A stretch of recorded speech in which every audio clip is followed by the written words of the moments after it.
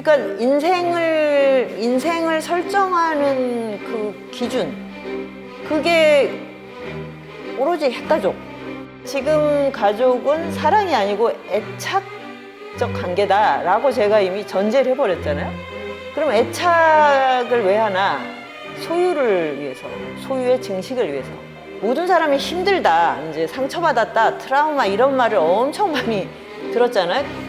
근데 그걸 가만히 들으면 전부 그 원인이 가족인 거예요. 그게 너무 신기하잖아요. 그럼 왜 이런 핵가족에다가 모든 걸 다 이제 올인하게 만들었을까? 이게 이제 자본주의는 요렇게 살기를 원합니다. 왜? 그럼 욕망이 한 군데로 쏠려 있어야 통제하기도 쉽고 물건 팔기도 쉬워요. 그러면 이제 화폐를 열망하게 되고 나중에는 연애고 뭐고 다 필요 없고 돈 자체를 열망하는 쪽으로 싹 쏠리게 되죠. 그러니까 남는 거는 핵가족인데, 핵가족은 왜 이렇게 서로에게 상처를 주나? 소유로 이루어졌으니까, 애초부터. 코로나로 인해 경제 사정이 어렵다, 이렇게 될 거야. 이게 아니고요. 남편과 아이가 집에서 보내는 시간이 많다 보니 우울증이 극단적 선택으로. 그러면 스위트홈인데 왜? 아니 얼마나 좋아요. 그동안 너무 바빠서 대화를 못했다고 늘 말하지 않아요? 가족은 대화할 수 있는 관계가 아니에요. 서로 먹고 먹이는 관계예요. 먹이기만. 그래서 그런 욕망을 막 발산하고 막 그거를 막 분출하는 일 말고는 서로 대화할 게 없어요. 이게 너무 슬픈 일입니다, 사실.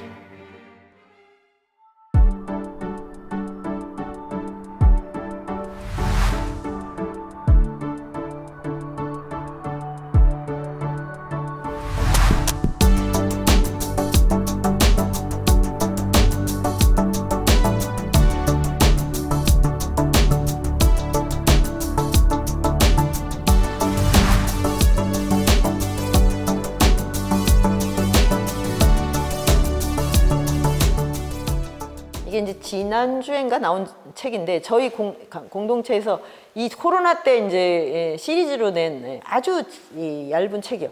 저는 이제 기생충, 올해 이제 전 세계 영화제를 휩쓸 때 기생충 안에 들어있는 가족 관계 이런 거를 분석을 해봤고, 루신이라는 이제 중국 최고의 근대 문학자가 가족을 어떻게 분석했는지, 그리고 이제 앙테오디푸스라고 아까 제가 말씀드린 이걸 쓴 이제 프랑스 철학자들, 그 입장에서 핵가족은 얼마나 이상하고 병적인가. 그리고 이제 사마천 사기, 그러니까 이건 동양 고대잖아요. 거기에 있는 가족은 정말 막장의 끝장이에요. 막장이. 그래서 그 결론이 뭐냐면 가족은 막장이 아니었던 적이 없었다는 거예요. 그리스 로마 신화를 한 번이라도 보셨으면 거기는 제우스서부터 전부 다 신들이 아들이 아버지를 죽이는 걸로 시작이 돼요. 그리고 일리아드 오디세이를 보면 세상에 뭐 지금 나오는 막장은 그거는 뭐 세 발의 피예요. 너무 화끈한 막장이에요. 이거는. 그 가족은 이렇게 막 서로 막 힘이 넘치면 죽기 살기로 싸우고 뜯어먹고 상대를 이용하고 이랬던 것인데, 왜 우리는 가족에 대한 신화를 이렇게 끌어안고, 그런데 나만 그런 신화를 이루지 못했어 라고 하면서 상처를 끌어안고 산다. 그래서 이제 이런 식의 탐구가 이제 좀 필요한 거죠. 이제 이거는 저희가 이제 이 가미당에 오는 청년들을 보면 진짜 너무 이제 잘생기고 다 재주도 좋고 이런데 기본적으로 자존감이 없어요. 그러면 우리가 보통 생각하기에 뭐 결손 과정인가 이렇게 생각이 들잖아요. 전 반대입니다. 결손 과정, 소위 이런 애가 있었어요. 엄마 아빠가 일찍 돌아가셔서 할머니한테 자란 애가 있었는데 이제 어떻게 하다 이제 공부를 하러 들어왔었어요. 그랬는데 이제 엄마 아빠가 없다는 걸 알고 주변에 이제 어른들이, 저희는 이제 2080이 다 같이 공부를 하니까 너무 안 됐어 한 거죠, 막. 얘는 그게 충격이었어요. 내가 왜 안 됐지? 라고. 그리고 너무 자립적이에요, 일단 그런 애들은. 자, 이게 이제 우리의 이 고정관념이 얼마나 지금 거꾸로 돼 있는가를 굉장히 우리가 살펴보면 확인할 수가 있는데, 이제 저희 가미당에 오는 청년들은 4년제 대학 나오고 다 곱게 잘하고 매일같이 엄마가 전화하고 하는데 자존감이 왜 없을까요? 돌봄을 그렇게 받고 있으면 자기가 너무너무 하찮고 매사에 자신이 없어요. 그렇게 키워버린 거예요. 그러니까 엄마가 사랑의 이름으로 원수를 지었다. 이 고전에 나오는 문구가 딱 맞는 거죠. 자, 그래서 이제 제가 지금 가족은 대체 어떻게 돼 있는지를 알려면 이제 기생충이라는 영화 이걸 보면 되는데, 핵가족은 이제 정말 붕괴됐구나 이런 걸 너무 잘 보여주는 영화였다고 저는 생각이 들어요. 이 영화를 보면 이제 집이 2개 나오니까 반지하하고 대저택. 그러니까 이제 빈부격차가 주제다라고 생각하는데, 글쎄 빈부격차는 뭐 그렇게 사람들이 모르고 있는 게 아니잖아요. 다 알고 있는 사실이고, 전 세계가 얼마나 격차가 심한지. 근데 빈부격차가 사회적 이슈가 되려면 중산층이나 하층민이 부자와 다른 윤리를 갖고 있을 때 이슈가 돼요. 중산층이나 하층민, 여기로 치면 대저택이나 반지하에 있는 사람의 욕망이 동일하고 가지고 있는 그 부의 기준만 다르다. 이거는 빈부격차가 사회적 이슈가 아니라는 뜻이에요. 내가 더 많이 가지는 것만이 문제지 빈부격차 자체를 문제 삼지 않는 거예요, 사실은. 저는 이런 점은 정말 서로를 많이 속이는 거라고 생각하는데, 격차 얘기를 많이 하면서 그러면 왜 가난한 사람이 부자가 됐을 땐 다른 삶이 펼쳐지지 않는가? 다른 윤리를 갖고 있어야 돼요, 돈에 대한. 저는 그거는 모르겠어요. 80년대는 분명히 다른 윤리가 있었어요. 그러니까 이제 세상을 이렇게 바꿔야 돼, 부에 대한 태도를 바꿔야 돼 라고 했지만, 지금은 이 격차 때문에 세상에 뭐 그런 그 혁명이라든지 뭐 그런 식의 개혁이 일어날 일은 절대로 없어요. 왜? 욕망이 동일합니다. 아주 가난한 사람의 욕망이 동일해요. 이 영화가 딱 그렇거든요. 반지하에 사는 이 송강호 씨가 했던 이 가족, 뭘 원하는가? 그 대저택에 들어가는 거죠. 근데 정상적인 방법이 아니니까 밟고 들어가는 거죠. 하나씩 제거하고 내가 그 자리를 들어가는 거죠. 그 지하실에 사는 사람도 마찬가지잖아요. 그 대왕 카스테라인지 뭔지 하다가 이제 완전히 빈털털이 되고, 그래서 대저택 지하실로 들어가서 대저택에 있는 것들을 향수하면서 그 찌끄러기를 향수하면서 살고, 그냥 원래 거기 살았던 거지 거기서 나오고 싶다도 아니고 그냥 그렇게 사는 게 너무 좋은 거예요. 그리고 이 영화 끝에 가면 어떻게 돼 있냐면, 그 살인 막 난장판이 벌어지고 송강호가 지하로 내려가잖아요. 그럼 그 아들이 나중에 뭐라 그러냐면, 대저택을 사겠다, 이 집을. 아버지는 그냥 올라오시면 된다고.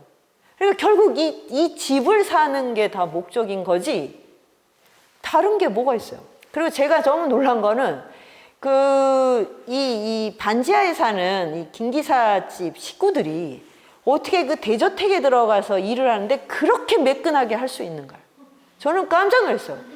옛날에 그 가난한 사람을 떠올려 보세요. 여기가 대저택이라고 하면 여기 오면 눈이 그냥 희둥그레져 가지고 정신을 못 차립니다. 그런데 너무 완벽하게 가서 적응하잖아요. 왜냐? 이미 그런 거 다 연습한 거예요. 디지털 안에 다 있으니까. 그런 상품이 뭔지 다 아는 거예요. 놀랍지 않나요, 이게?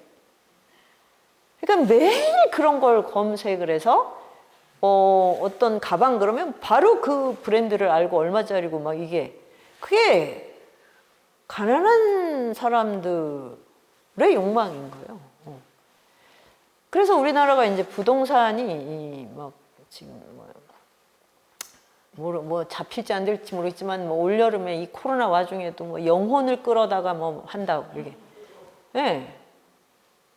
그러니까 영혼이 딱 딱 그렇게 구성된 거예요. 영혼이 거기에 있는 거예요. 영혼이 따로 있지도 않아요.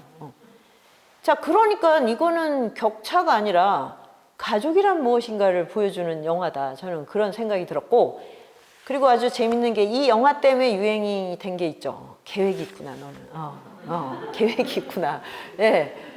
근데 예전에는 꿈이라 그랬잖아요. 꿈을 가지라고. 꿈이 이루어진다고.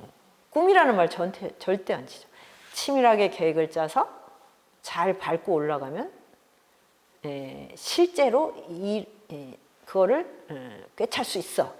아주 치밀함 이런 게. 꿈은 뭐 사실 막막한 거죠. 그런데 이제 이 가족이 그렇게 하는 과정에서 막 사람을 죽이기도 하고 사람을 막 이제 모함을 해서 쫓아내는데 아무런 윤리적 자각 증세가 없다. 이거는 뭐야? 본성을 잃어버린 거예요, 이미. 야, 이거는 이 사람이라고 할 수가 없는 상태가 이미 된 거예요. 그런데 그렇게까지 자기 영혼을 다 팔고서 한 다음에 그 집을 하루 왜 완전히 독차지하는 날이 있었잖아요. 그때 한 게 뭐냐? 어마어마하게 차려 먹고 어마어마하게 때려 먹는 거. 너무 서글픈 일이죠. 가족은 만나면 이거밖에 할 게 없고. 근데 실제로 평소에도 그렇지 않습니까? 가족이 이렇게 오랜만에 만나면 우리 잠깐 명상을 하고 속세의 그 괴로운 때를 잠깐 벗은 다음 그 다음에 우리 청정한 마음으로 대화를 하자꾸나. 이런 부모는 한 분도 없을 거라고 생각하고요. 그런 분이 있으면 이미 출가하셨겠죠. 그럼 뭐 먹을래? 뭐 먹을래? 뭐 시켜줄까? 그냥 뭐 닥치는 대로 뭐. 근데 그 음식 중에 그러면 또 뭐 우리 이렇게 기후 문제도 심각한데 좀 생태주의적으로 채식을 해서 좀 이 지구의 평화에 기여하자. 이렇게 할까요? 그러면 자식이 집 나갑니다. 그 안에 고기가 있어야죠. 이거 뭐야? 누군가의 희생이 있어야 나에게 쾌락이 온다는 법칙. 내가 쾌락을 느끼려면 누군가는 잔인하게 고통을 느껴야 돼. 이 법칙을 잊어버리고 있는 거죠.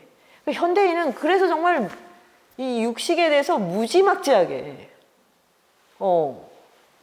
그러면은 어떻게 되냐면 나는 고통 쾌락을 내재화하는 패턴을 가져요.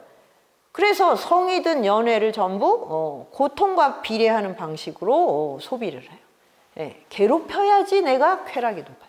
이게 호르몬 구조를 그렇게 만드는 거죠. 그러니까 뭐 가족도 이렇게밖에 안 하는 거. 그럼 뭐 저기 그 대저택에 있는 이 부잣집은 뭐랍니까? 애 생일 파티를 막 정원에서 어마어마하게 하잖아요. 5살짜리인지. 이 1년 내내 떠받들고 사는데 생일 파티를 또 하는 거는 뭐며? 그거는 개인적인 거라고 치는데 그럼 어린이날은 도대체 왜 있는 겁니까? 저는 이거에 대해서 힘주어 맨날 외치고 지하 운동도 했으나 포기했습니다. 이건 이길 수가 없다. 이 욕망은 어떻게 대적할 수가 없다. 그래서 그 애를 사랑의 이름으로 뭘 하냐면 쾌락에 중독시키는 거예요. 그래서 지금 부모 자식은 정말 윤회론에 따르면 전생의 원수였음이 틀림없다고 저는 생각이 드는 경우가 많아요. 절대 독립을 못하게, 돈 없이는 애를 못 살게 만들어 버리는 거야. 막 얼마나 치밀한지 몰라. 지금 부모님들 계획이 있어. 계획이 정말 이거.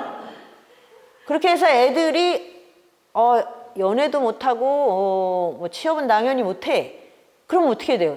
얘들이 나랑 노후를 같이 보내잖아. 왜? 나도 친구가 없기 때문에 노후를 보낼 파트너가 없는 거예요. 부부는 이제 그리고 각자 도생을 할 거고. 그러니까 이제 어떻게 보면 자식을 소나기에 놓지 않으려고 하는 정말 이런 음모가 느껴질 정도예요. 왜냐면 한 번만 생각을 하면 자식에게 무엇을 줘야 되는가. 본성을 회복하게 해줘야 되고 인생을 살아가는 윤리의 비전을 줘야 돼. 그래야 얘가 타자들하고 가서 관계를 맺을 수가 있어요. 그러니까 쾌락에 물들면 감정만 너무너무 비대해가지고 바깥에 나가서 사회생활을 못해요. 왜? 조금만 불편하면 감정이 이만큼 폭발하거든요. 이거를 어떻게 할 거예요? 이거를 사회 탓으로 하는데 사회라는 것도 정체가 없는 거고 그 정치인이라면 사회 그 정체가 정치인들도 자기 살기도 힘들지 않나요? 우리가 보고 있으면? 그럼 어디다가 지금 하소연할 수 있는 처지가 아니거든요. 그래서 이 영화를 보면 정말 핵가족은 이제 정말 끝났구나. 여기에 도대체 무슨 어떤 가능성과 비전이 없구나 이런 느낌을 받는데 그래서 제가 이 책을 쓰느라고 봉준호 감독 영화를 앞에서부터 다 봤는데 괴물이나 옥자 그리고 설국열차 전부 다 엄마가 없어요. 그러니까 엄마가 주범이었던 거예요. 정말 엄마들이 정말 대우각성해야만 우리나라 청년 문제랑 교육 문제가 해결돼요. 아버지는 그냥 어떻게 보면 좀 허수아비야. 집안 여성들의 파워가 훨씬 크고 교육이나 이 자녀 양육의 문제에 있어서는 그래서 여기 영화에 괴물의 엄마가 없잖아요. 그러니까 애가 굉장히 야생적이죠. 그 괴물한테 잡혀가서도 굉장히 꿋꿋하고 그 옥자에는 보면 얘가 그 슈퍼돼지하고 이제 그 야생 돼지하고 친구가 돼 있는데 엄마 아빠가 이미 돌아가 있어. 그래갖고 할아버지가 그 무덤에 가서 너 엄마가 보고 싶니? 아빠가 보고 싶니? 그러니까 얘가 뭐라냐? 생각이 안 나 얼굴이. 얘는 옥자밖에 없는 거야. 그 슈퍼돼지. 자기 친구밖에 안 떠오르는 애한테 가족으로 소환을 해버리는 거죠. 근데 이걸 막 거침없이 이제 뚫고 가서 그 슈퍼돼지 옥자를 구해오는 그거야말로 진정한 이제 그 청년 여성. 이 여성의 파워를 보여주는 거죠. 그리고 설국열차에도 역시 마찬가지로 그 엄마가 없죠. 송강호랑 그 부녀. 그래서 그 기차를 옆으로 뚫고 나온 그 여주인공 소녀가 다른 소년을 구해가지고 나와요. 그리고 북극곰을 만나는 장면이거든요. 그래서 봉준호 감독이 정말 이 생태주의, 야생성, 그리고 자본이 얼마나 그런 거를 망각시키고 또 억눌렀는가를 이런 문제의식을 갖고 있다는 걸 이렇게 한눈에 봤고 근데 마더라는 영화가 또 있는 거예요. 저는 이 영화를 안 봤었거든요. 엄마를 꼭 봐야 되나 이러고 안 봤던 것 같은데 근데 이번에 봤어요. 이걸 써야 되니까 제목이 마더니까 그걸 보고 진짜 확실하게 알았죠. 보신 분들 있으신가요? 여기는 진짜 이 영화 마더 영어니까 마더 이즈 테리블 엄마는 끔찍해. 엄마의 사랑은 끔찍해. 그렇게 주제가 딱 그냥 자식한테서 눈을 떼지 못하는 엄마예요. 그래서 애를 완전히 이제 퇴행시켜서 근데 그렇게 해서 퇴행시켜 놓고 무조건 뭘 먹이죠. 막 그냥 어마어마. 그런데 정말 명대사가 있어요. 얘가 이제 살인범으로 이제 감옥에 갔는데 면회를 가서 제 엄마들이 얘기하잖아. 먹는 것 때문에 막 그러니까 여기 음식이 더 맛있어. 이렇게 엄마가 해주는 것보다 여기 감옥 음식이 더 맛있다고. 그게 진심입니다. 제발 그 엄마의 손맛을 각인시키려는 그런 음모를 좀 멈추시기. 그런 치밀한 계획을 좀 그만두세요. 엄마들은 애들의 영혼, 육체를 장악하려고 내 음식 맛을 못 잊게 해주마 막 이러면서 막 그냥 먹이는데 요즘은 이미 그것도 틀렸죠. 왜냐면 배달 음식이 훨씬 더 맛있고 심지어 편의점 김밥이 진짜 엄마들이 싸는 김밥하고 비교할 수 없어요. 정말. 그래서 애들이 마약 김밥이라 그러는구나라고 할 정도인데 거기에 왜 도전을 하십니까? 이때 내가 가사노동에서 해방되는 때다. 사회적으로는 이미 예전에 해방이 됐는데 여성들 스스로가 그걸 못 놓고 있는데 이 가사노동에서 해방이 돼야 되는데 아마 코로나 때 제가 보기에는 삼시세끼를 다 해주고 있었을 거예요. 그러면 진짜 정말 미칩니다, 상황을. 그래서 저는 어쩔 수 없이 그 가족이 같이 그렇게 집안에 있어야 되는 상황이면 가위바위보를 해서 번호를 정해서 식사 당번을 돌아가면서 해라. 우리 공동체는 그렇게 하거든요. 그래서 저희는 이 코로나 때도 청년들은 거기서 먹어야 되기 때문에 외부 사람들을 차단하고 걔네들끼리 그거는 다 공공의 생활이기 때문에 예, 너무 아무도 스트레스 받지 않고 너무나 그냥 뭐 진짜 그 청정한 음식을 마음껏 먹고 그렇게 보내거든요. 왜 가족은 이게 안 되냐? 왜 아직도 엄마가 그걸 다 해야 되고 그걸 하면서 스트레스를 이렇게 받아야 되는가? 그런 것들을 이참에 정말 완전히 바꿔야 됩니다. 그래 가족끼리 할 수 있는 여러 가지 이제 그 공동체적인 재배치. 뭐 그래 가족끼리 대화할 게 없다. 그러면 재밌는 얘기라도 해봐. 좀 서로 아니면 재밌는 얘기 할 게 없을 거 아니에요? 가족끼리? 뭐 가족끼리 뭐가 있겠어요? 예, 평소에도 솔직하게 얘기도 안 하는데, 야 정말 이렇게 살면 진짜 이 존재가 진짜 이거는 깜깜 어둠에 갇히는 거거든요. 그래서 얘기할 게 없으면 책이라도 보고 낭송이라도 해줘. 그래서 각자 30분씩 읽고 나와서 한 구절씩 얘기해주는 뭐 이런 거라도 하고 뭘 할 게 많이 있어요. 근데 이런 걸 해본 적이 없기 때문에 먹고 먹이고 그러다가 갑자기 자기 얘기하면서 울고 그러면 너만 상처받았냐? 나만 받았다? 그래서 결론은 다 받았어. 근데 왜? 질문을 안 하는 거죠. 자, 그래서 이제 그러면 제가 이런 거가 정말 문제가 핵가족에 있다고 느끼는 핵가족을 자아와 삶의 기반으로 삼으면 안 된다는 확신을 한 게 이제 동의보감을 통해서 뭔가 이제 운명을 탐구하면서 정말 확신을 하게 됐어요.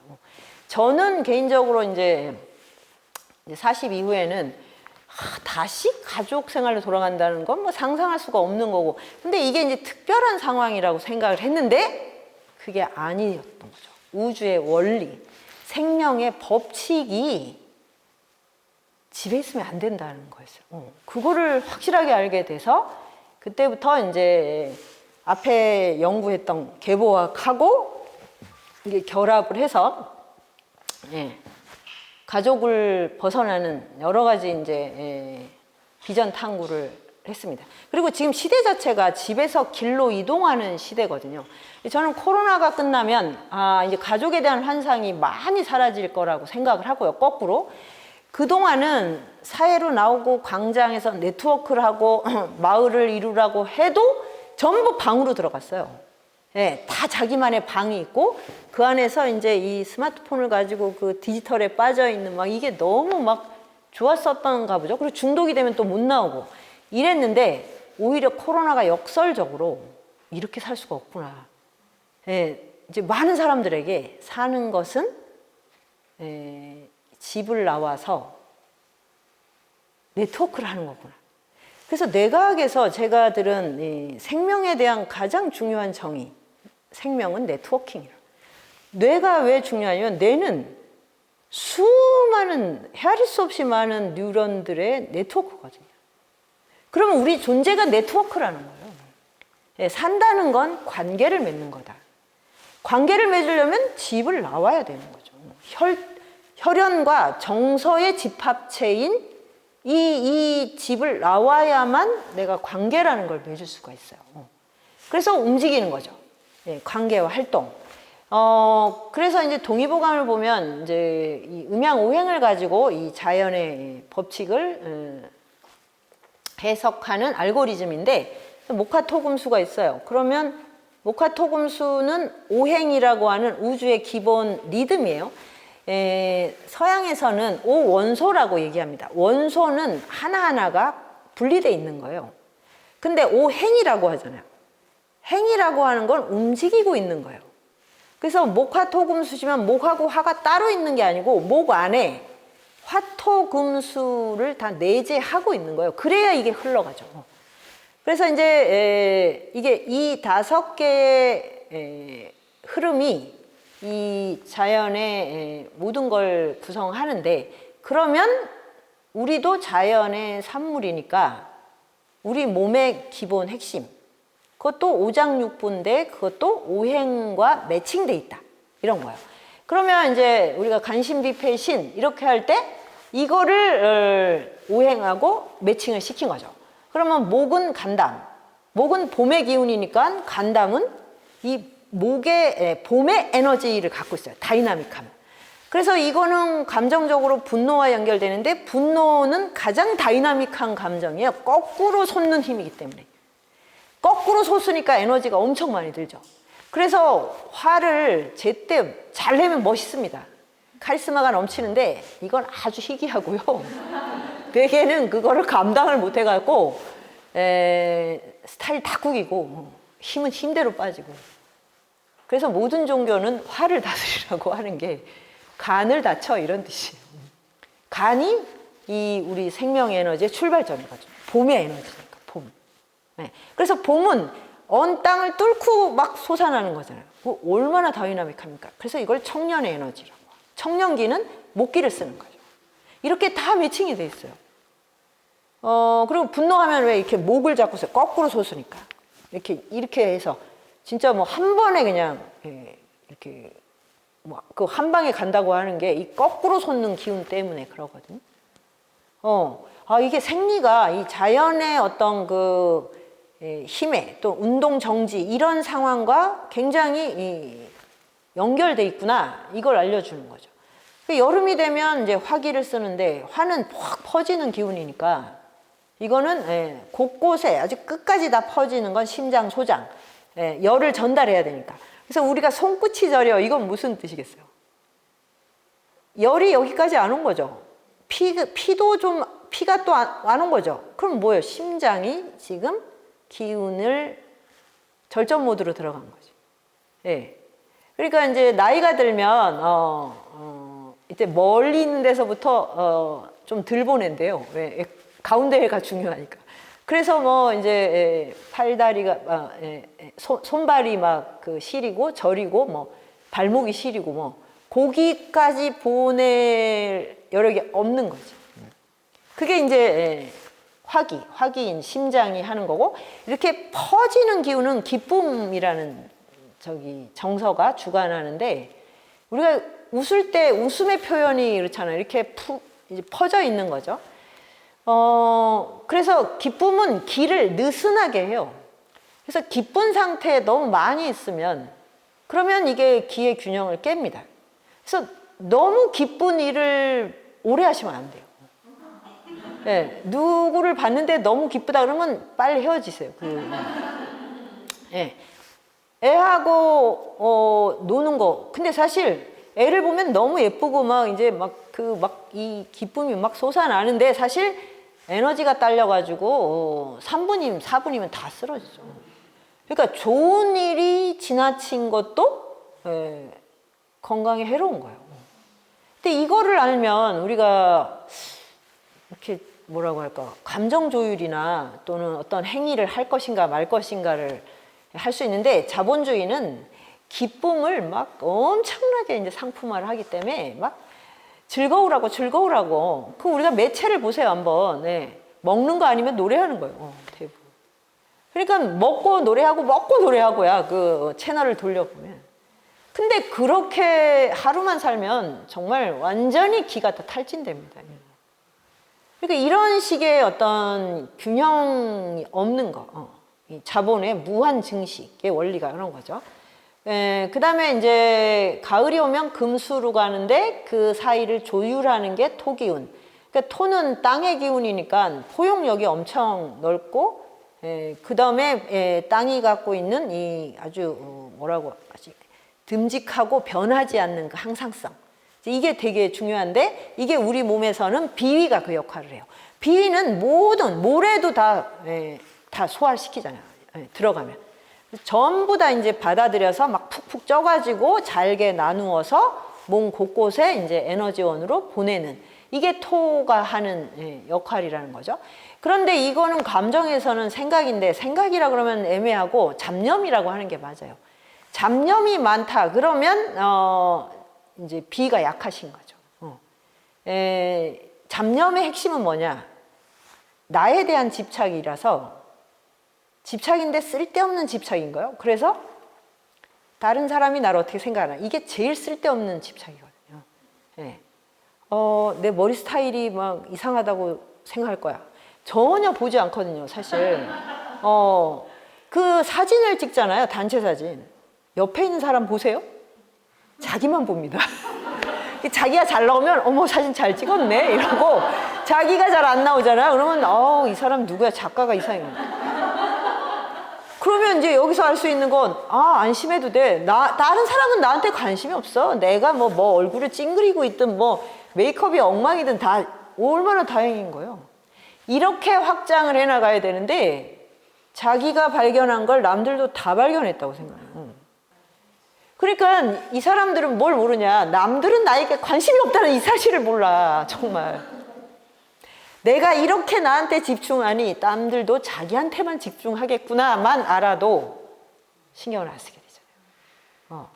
그래서 이 비가 약한 사람들의 그 예민함은 거의 저 사람이 나한테 왜 저러지? 막 이렇게 해서 망상 짓는 이게 대부분이지, 타인을 걱정하느라고 내가 소화가 안 돼, 이런 분은 못 봤어요. 누가 걱정이 돼, 그래서 어떡하지, 그 사람을 어떻게 도와주지, 이런 사람은 엄청 잘 드십니다. 소화도 푹푹 잘 되고. 예. 그러니까 이게 굉장히 자에 집중할 때 생명력은 떨어져요. 이게 생리학적으로 그래요. 자를 내려놓는 만큼 해방감을 느껴요, 우리 몸의 오장육부가. 예, 놀라운 일이죠. 그래서 이제 이거는 봄, 여름이 끝나는 이제 그 장마철쯤에 이제 그 절기에 속하고, 가을이 오면 지금 가을이죠. 오늘이 추분이던데 이제 밤낮의 길이가 바뀌기 시작하는 때죠. 그러면 금기운, 그러면 이제 폐대장. 올해는 경자년이기 때문에 경이 이 폐를 뜻하는 금기운이거든요. 그래서 자는 자축인묘, 이게 처음 시작해. 경은 가을이잖아요. 가을을 금화교역이라고 그러고 우주의 대혁명이라고 합니다. 왜냐? 번성했던 걸 다 떨어뜨리잖아요. 그게 혁명이잖아요. 매년 혁명을 하는 거예요, 우주는. 근데 올해가 경자년. 그래서 운기를 좀 배운 사람은, 근데 경도 너무너무 이제 큰 변화가 온다는데, 자가 있잖아요. 자가 운이 들어오면 모든 게 리셋되는 거예요. 그래서 개인의 운도 대운이 바뀌었어. 근데 대운이 자운으로 바뀌었어. 갑자로 바뀌었어. 이러면 이건 완전 뭐 대박이죠. 이전하고 완전히 다르게 리셋되는 거예요. 그래 경자년. 그래서 올해는 전 세계가 뭐 큰 어떤 대변혁이 일어나는 그런 운이 들어온다라고 했는데, 그게 이렇게 심한 거라고는 설마 우리가 뭐 금융위기 뭐 이런 거 많이 겪어서 뭐 그런 뭐 경제적인 뭐 큰 변화 뭐 이런 생각을 했지, 생태계 전체가 이렇게 되는 거는 상상을 못했던 거죠. 그게 금이 기운. 그러니까 지금 코로나도 그 자체는 큰 병이 아닌데 폐에 들어가서 이제 폐를 스탑시키는, 폐를 뜨겁게 만들면 이거를 현대의학이 못하는 거예요, 제어를. 그래서 참 대단히 뭐가 발전한 줄 알았더니 의외로 인간을 아직 모르는 게 참 많구나. 그러니까 인간이 생명의 차원에 들어오면, 생명의 또 정신과 육체로 나눠서 인간의 마음 구조로 오면 뭘 안다고 할 수가 없어요, 정말. 모르잖아요, 현대인들. 이렇게 똑똑한 현대인이 자기 마음 구조를 모르고 자기가 왜 화내는지도 몰라. 그리고 진짜 충격 중에 제가 만약 화가 나서, 이제 저도 성질이 참 안 좋게 보이지 않습니까, 제가. 성질이. 근데 실제로 사귀면 더 안 좋거든요, 진짜. 그래서 이제 이렇게 막 화를 많이 내고 살았는데, 화를 막 내고 막 나는 옳다고 주장하고, 근데 공동체를 하면 이게 저절로 견제가 돼요, 많은 사람이 있으니까. 그래서 이게 훈련이에요. 그러니까 절대 사람이 집에서 혹은 혼자서 살면 이런 훈련을 못 받아요. 이거는 정말로 중요한 일이에요. 그래서 견제를 이렇게 받았는데, 동의보감 배우고 불교 가르쳐 주시는 이제 정화 스님 덕분에 이렇게 기동량을 하다 보니까 이제 내가 화를 낼 때 상황을 이렇게 관찰을 하게 됐어요. 그전에는 창피한 것만 생각하고, 내가 화내서 좀, 스타일 완전 꾸기고, 뭐 이런 걸 어떻게, 그 다음에 어떻게 만회를 할까. 그리고, 나는 그런 사람은 아니야 라고 이제, 어떻게 영혼에 심어줄까. 뭐 이제 이런 식의 이제 계획을 짰는데, 그 다음에는, 관찰을 해야 되는구나. 이제 이 얘기를 하도 많이 들으니까, 관찰을 하고 놀란 게 뭐냐면, 화가 났을 때 내가 한 말이 기억이 안 나요. 세상에 이런 일이 있나? 근데 그 다음에 뭘 그걸 우기고 합리화를 하지? 생각이 안 나는데? 생각이 안 나는 말을 우기고 있는 거예요. 그러니까 그 다음에 하는 말은 다 그냥 윤색이고 덧칠하는 거예요. 거기에 진짜 충격을 많이 받았어요. 야, 이거는 뭐 스타일 꾸기는 문제가 아니구나. 내가 무슨 짓을 하는지 모르고 있다는 사실. 예. 그러니까 현대인들이 정말 코로나 때문에 겸손해졌으면 좋겠어요. 우리는 정말 이 자신에 대해서, 이 세상에 대해서 정말 아는 게 없다. 이거를 아는 것만으로도 일단 굉장히 이제 몸에 많은 기운이 조화가 될 거라고 생각하거든요. 자, 그게 이제 폐대장이 이 폐대장은 우울하거나 슬픔인데 이거는 그러니까 우리가 슬프다 우울하다를 나쁜 감정이라고 자꾸 생각해. 이게 병이라고. 근데 슬프고 우울한 걸 겪어야 됩니다. 인생의 쓸쓸함을 못 느끼는 사람이 어떻게 타인과의 공감이나 윤리나 이런 걸 더 성숙해질 수가 있을까요? 늘 명랑하고 늘 기쁘기만 하면 그건 우리는 얼라라고 하죠. 세상 물정 모르는. 슬프고 우울한 게 되게 중요한 감정이에요. 그러면 이제 이게 금기운이 있다. 그러니까 폐가 튼튼한 사람은 슬플 때 슬퍼하고 우울할 때 우울해하고 벗어날 때 벗어난다. 맺고 끊는 걸 잘한다. 이렇게 되잖아요. 근데 폐기운이 약하면 아무 일이 없이 맹목적으로 슬퍼하고 슬픔을 또 그냥 막 미약화하고 거기에 젖어들어서 헤어나지를 못하고 그거를 전염시키고 그래서 급기야 슬프고 상처받는 게 아름다운 거야 라는 이런 전도망상. 그게 예술이야 라고 또 우기는 이런 일이 벌어진다는 거죠. 자, 이런 거 이제 감정과 생리에 대한 얘기를 하면 굉장히 많은 얘기를 할 수 있어요. 이제 겨울이 오면 이제 신장 방광. 내년은 신축년이라서 올해하고 이제 운기가 바뀌는데 내년은 신장과 관련된 질병. 그럼 신장하고 이제 연결돼 있는 이제 비위. 신장이 약하면 비위를 치거나 신장이 강해도 비위가 영향을 받거든요. 토국수의 관계이기 때문에. 그래서 그런 방향으로 또 이제 새로운 번뇌가 기다리고 있겠죠. 그러니까 코로나가 끝나면 만사형통한 게 아니라 새로운 유형의 신상품이 기다리고 있습니다. 기대를 하셔도 좋고요. 자, 그래서 이제 이 감정은 신장관광은 뒤에 있으니까 근원적인 정서. 그래서 공포나 두려움. 공포와 두려움도 굉장히 중요해요. 그래야 자기 방어가 되거든요. 그러니까 지금 이 코로나에서도 자기를 잘 지키는 사람은 위험을 감지할 수 있는 레이더가 있어야 돼요. 그게 신장이 하는 거예요. 나는 건강해. 내가 왜 걸리겠어. 이런 분들이 위험합니다. 그걸 떠나서도 자기 몸에 대해서는 감사하거나 겸손해야지 잘난 척을 하는 건 진짜 위험합니다. 무조건. 그래서 그 알맞은 어떤 두려움, 이 감지 능력, 이게 신장이 주관을 한다는 거죠. 자, 이게 이렇게 오행으로 이렇게 돌아가는데 그러면 이제 우리 몸의 생리와 심리가 이렇게 구성이 됐네? 근데 여기서 한 걸음 더 나가면 생리와 심리가 다 다르게 구성돼 있잖아요. 어떤 사람은 간이 더 강하고 어떤 사람은 비위가 강하고 어떤 사람은 신장 방광이 튼튼하고 그거는 정서의 패턴이 다르다는 뜻이기도 하죠. 근데 요거 생리와 심리의 패턴이 운명을 만드는 거예요. 그게 명리학의 핵심이에요.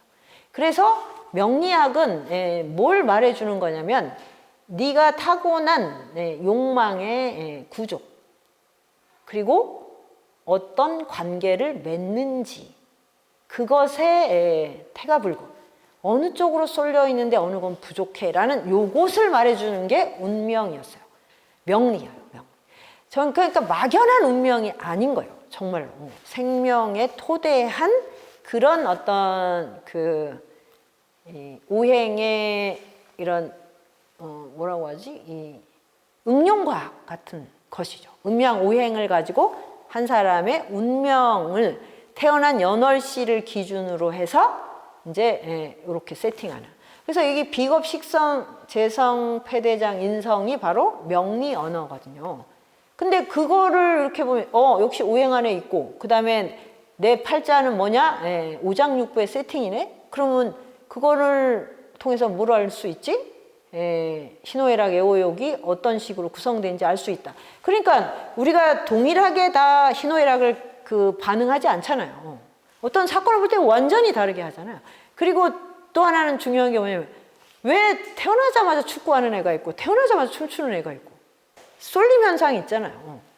그러니까 이거는 그냥 우리가 백지 상태에서 태어나는 게 아니라는 뜻이죠. 그리고 관계를 맺는 것도 그 안에 이제 어떤 사람은 자기 또래 사람들하고를 몰고 다니는 걸 좋아하는 사람이 있어요. 근데 어떤 청년은 다 자기보다 몇십 년 위에 고모, 삼촌, 엄마 뻘인 사람들하고 다니는 청년이 있어요. 그리고 항상 어린 사람들하고 다니는 사람.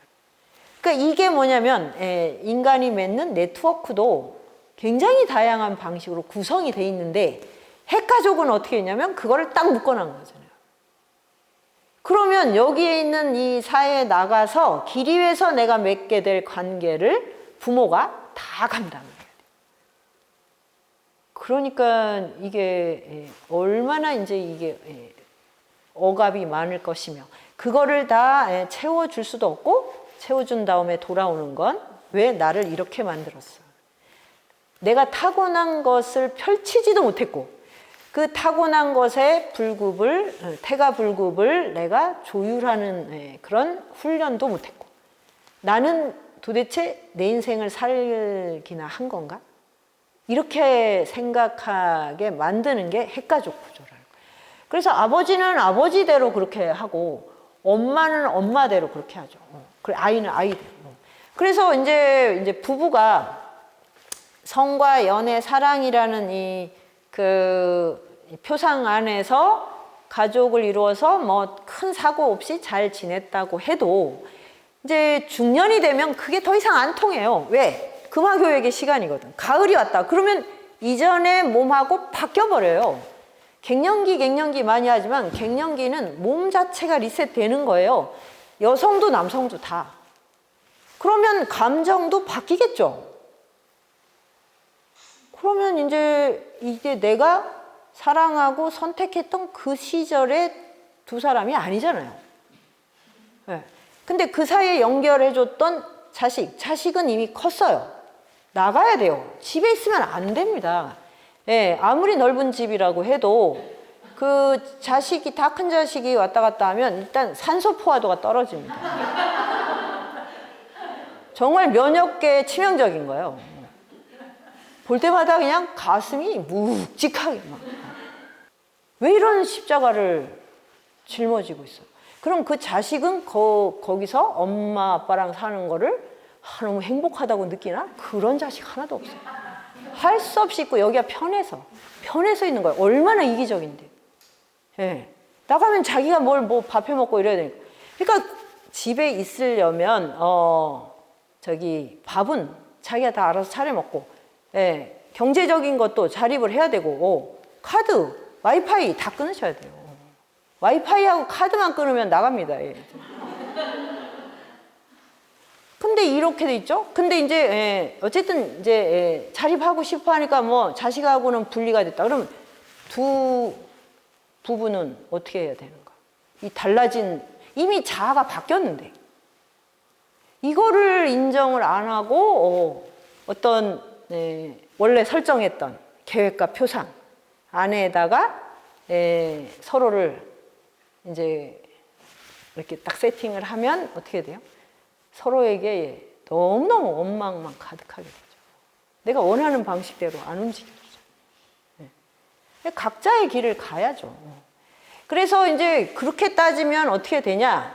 저처럼 중학교 졸업하고 집을 나오거나, 그 다음에 이제 대학 졸업해서 자립하고 나오거나, 결혼을 하면서 집을 나오거나, 결혼을 했지만 이제 갱년기가 돼서 각자의 각자 도생을 하거나, 결국 인간은 집을 떠나는 존재라는 거예요. 궁극적으로 모든 인간은 집을 떠나는데, 이 모든 주인공은 집을 떠난다는, 이거는 이제 동화나 설화 연구한 그 분이 쓴 이제 책 제목이거든요.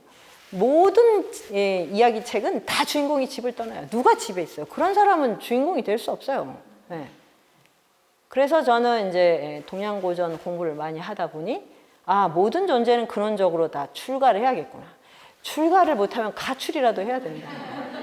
저처럼 하면 가출. 정말로 이제 이 세속적 관계를 다 끊고 새로운 관계로 들어가는, 그것이 이제 출가 아니겠어요? 이제 스승과 제자 관계로 들어가는 거죠. 그래서 제가 불경을 읽다 보니까 그 부처님이 한 말 중에 눈에 퍽 들어온 말 중에, 그 안한존자가 그랬던가? 이렇게 도량이 있고 도반들이 있고 이런 삶이 뭐 아주 좋은 삶의 반 정도는 되지 않나요? 뭐 이랬더니 부처님이 무슨 소리냐, 그게 전부다. 그 얘기 듣고 완전히 그냥 이 너무 큰 용기와 막 그런 그 힘을 얻었었거든요. 도량이 있고 도반이 있고, 근데 도반이 있으려면 스승이 있어야 되거든요. 배움이 없이는 윤리가 나오지 않아요. 윤리적 성장이 없어요. 윤리적으로 성장이 안 되면 자아를 내려놓을 수가 없어요. 그러면 자아를 끌어가고 있는데 어떻게 성숙을 합니까? 내가 성장하지 않는다는 건 뭐냐? 어린애 같은 자아를 계속 끌어안고 있다는 거지. 이거를 벗어나려면 스승이 있어야 되고, 스승을 1대1로 이렇게 만날 수가 없거든요. 그러니까 같이 가는 길벗이 있어야 되고, 그런 것이 출가였구나. 이제 그거를 제가 세상 깨닫게 됐고, 이것이 이제 21세기의 비전이 돼야 된다. 우리는 이제 집을 나와서 길로 나서야 되고, 그럴 때 이제 핵심은 소유가 아니라 이제 자유를 향해서 가야 되고, 애착을 벗어난다. 그런다고 부모를 버리고 뭐 자식을 내팽개치고 이게 아니라, 내가 기리의 존재로서 마음을 키운 만큼으로 공감을 해야죠. 가족 관계에서. 이게 정말 이 가족 안에 새로운 윤리를 구성하는 길이 아니겠어요? 그러면 정말 기리의 벗으로 저는 가족을 다시 이제 만날 수도 있다고 생각해요. 애착을 갖고 있는 한은 불가능하죠. 그리고 이제 당연히 증식하는 일을 도대체 언제까지 해야 되나, 언제까지. 코로나는 우리한테 뭐 많은 메시지를 주지만 좀 멈춰. 이건 확실하게 주잖아요. 멈춰.